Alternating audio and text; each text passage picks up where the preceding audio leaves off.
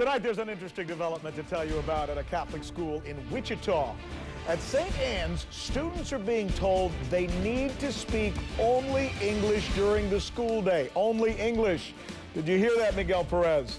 That includes during lunch and recess and in between classes. In fact, school officials sent home a letter to the parents. I have it here somewhere. Here it is. All right, it says, we require English to be spoken during school at all times. We are requesting that no native language other than English be spoken. That's interesting.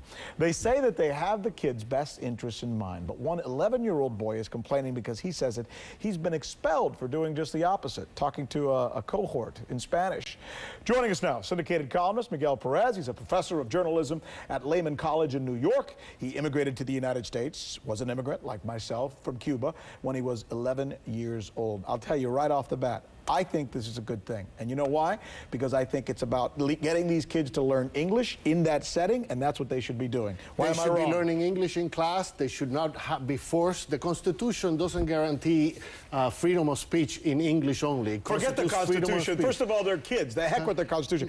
I don't want my kids throwing the Constitution in my face. Between classes and during recess, they should speak whatever language they choose. In class, of course, whatever language the administration requires. Pero Miguel, let me tell you, if a school, let's go back to this matter. If a school says, this English is our language, you are the kids, you are the students, and we're making this rule, in the end, it's better for them because you want them to. I grew up speaking Spanish with my mom and dad and only English with my parents, and that's why I'm fluent in English, I believe. When I was in 5th grade, shortly after coming from Cuba, maybe a year and a half earlier, 11 years old, just as this same kid, I was asked, I was given a test. I got the best English score. I was given the option of moving to an English-only class. I rejected it. The kid who went in my place, I met him many years later, he could not remember his Spanish. At least I stuck it out, and now I speak both. All right, let me come to you with this then. You go to Miami, you go to Los Angeles, you go to a lot of these places. The kids who came as first generation, like you and myself, we learn English and we keep our Spanish. Second generation kids, I don't know what they speak.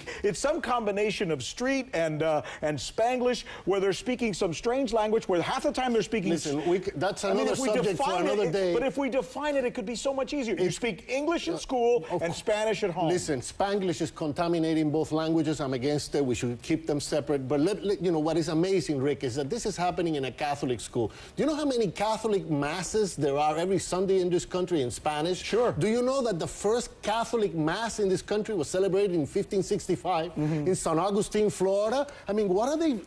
But they're kids, and if it's a rule in the school... What is this archdiocese doing? But finally, it's their kids. If the school and the teachers say it's good for them, then they have to abide by the rules, right? No, not if it's during recess and not during it's freedom of speech. You should be able to do it in any language. Always a pleasure to have you here. Same here. I appreciate it. Miguel Perez, thanks so much. By the way, don't forget, we've got a quick vote question for you.